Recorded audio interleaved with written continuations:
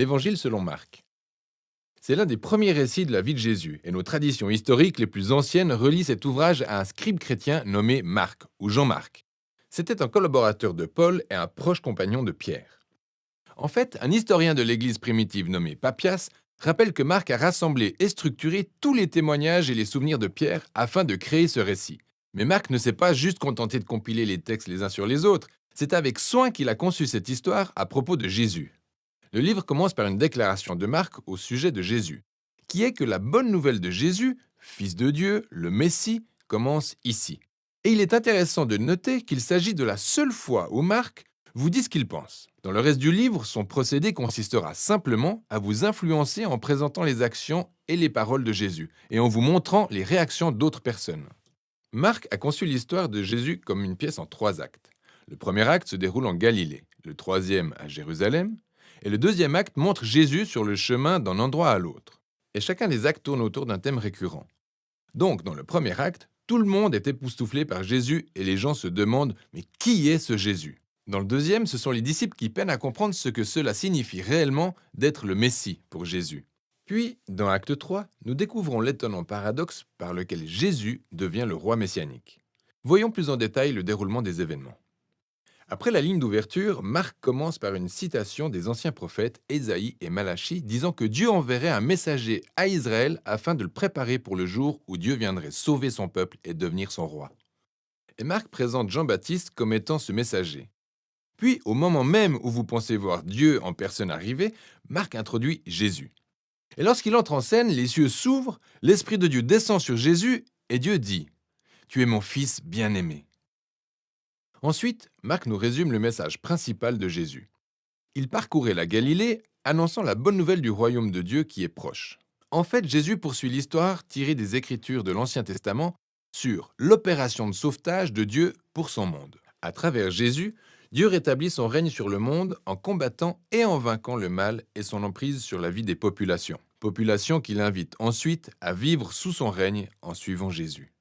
À partir de là, Marc nous présente une longue série d'histoires nous montrant la puissance de Jésus à mesure qu'il démontre le royaume de Dieu. Il passe son temps à guérir les personnes dont les corps sont malades, brisés ou sous l'oppression de forces spirituelles obscures. Et Jésus fait même quelque chose que seul Dieu, selon le peuple juif, a le droit de faire. Il pardonne les péchés du peuple.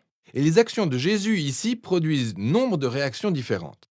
Donc certaines personnes le suivent et deviennent ses disciples. D'autres personnes ne savent pas quoi penser. Et d'autres encore le rejettent complètement, en particulier les leaders d'Israël qui l'accusent de blasphémer contre Dieu et tirer sa puissance du royaume des ténèbres. Mais Jésus n'est pas surpris de ces réactions, et il attire même l'attention sur elles. Au chapitre 4, Marc a énuméré un grand nombre de paraboles de Jésus sur la nature cachée et mystérieuse du royaume de Dieu. Et Jésus explique que son message est semblable à une graine plantée sur différents types de sols. Certains sont réceptifs, d'autres non. Ou alors, c'est comme une minuscule graine de moutarde. Elle semble insignifiante, mais grandit et à la surprise générale, elle devient énorme. Ce que Jésus dit ici est qu'il est réellement le Messie apportant le royaume de Dieu, mais qu'il ne ressemble pas à celui que tout le monde espérait. Et cette confusion grandissante au sujet de Jésus parmi les foules est associée à une idée clé que Marc souligne à la fin d'Acte 1, celle que la confusion règne même parmi les disciples de Jésus. Même eux luttent pour comprendre qui est réellement Jésus, ce qui nous amène à Acte 2. Cela commence par une conversation déterminante. Jésus prend les disciples en aparté et leur demande « Qui dites-vous que je suis ?» Et Pierre répond « Tu es le Messie !» Mais il apparaît clairement que, pour Pierre, cela signifie que Jésus est un roi militaire victorieux de la lignée de David qui va sauver Israël des Romains. En revanche, pour Jésus, être le Messie signifie qu'il est le roi et serviteur meurtri d'Ésaïe 53 qui apportera le règne de Dieu en donnant sa vie à Jérusalem. Mais les disciples ont du mal à le saisir. Ils pensent que suivre le roi Jésus est synonyme de gloire, de statut et d'importance. Mais Jésus indique clairement que le suivre est en réalité comme mourir, comme porter sa propre croix. Cela implique de rejeter la violence, l'orgueil, l'égoïsme et donner sa vie pour les autres par des actes de générosité et d'amour. Il tient la même conversation avec eux à 2 autres reprises, et elles se terminent toutes par l'importante déclaration de Jésus, à savoir que le Fils de l'homme n'est pas venu pour être servi. Il est venu pour servir lui-même et donner sa vie en rançon pour beaucoup. Mais les disciples n'arrivent toujours pas à comprendre. Ils réagissent avec confusion et crainte. Et donc ici, dans Acte 2, Marc a inséré une autre histoire clé qui fait écho à l'introduction du livre. Jésus emmène 3 de ses disciples gravir une montagne, puis se transforme soudainement. Il rayonne de lumière et de gloire, et une sorte de nuée l'enveloppe. En fait, c'est exactement comme la gloire de Dieu d'Israël qui apparut jadis sur le mont Sinaï. Ensuite, les deux prophètes qui se tenaient en présence de Dieu sur le mont Sinaï, Moïse et Élie, apparaissent à côté de Jésus au moment où Dieu annonce à nouveau « Celui-ci est mon Fils bien-aimé ». En plaçant cette histoire au milieu de toutes ces conversations en acte 2, Marc assume quelque chose d'étonnant. Il déclare que Jésus, le Fils de Dieu, est l'incarnation physique de la gloire de Dieu. Et en Jésus, le Dieu glorieux d'Israël va devenir roi en souffrant et en mourant pour les péchés de son peuple. C'est une déclaration troublante qui déroute et effraie les disciples alors qu'ils quittent la montagne. Nous passons ensuite à Acte 3. Jésus fait une entrée royale très remarquée à Jérusalem pour la Pâque. Les gens l'accueillent comme le Messie. Puis il pénètre dans la cour du temple et affirme son autorité royale en chassant les voleurs et les escrocs et en arrêtant les rituels des sacrifices. Cet événement marque le début d'une semaine de débats et de confrontations entre Jésus et les leaders d'Israël, dont il condamne l'hypocrisie. Et donc ces derniers décident de mettre en œuvre un plan pour le faire tuer. Jésus avertit alors ses disciples, prédisant que Jérusalem et son temple seront détruits en une génération.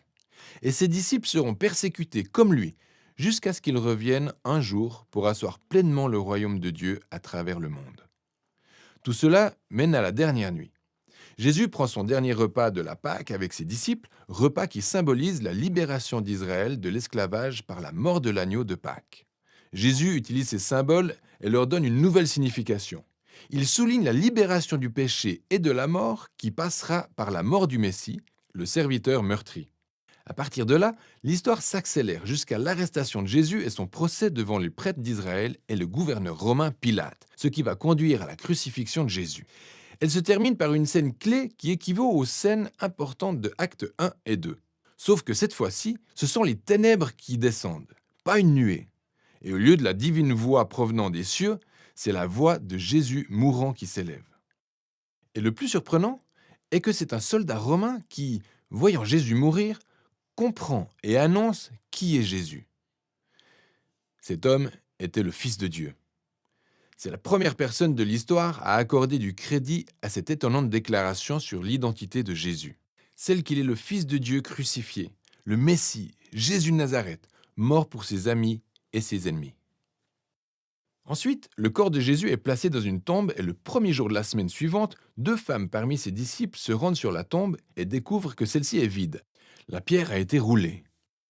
Un ange les informe que Jésus n'est pas ici et qu'il est ressuscité d'entre les morts.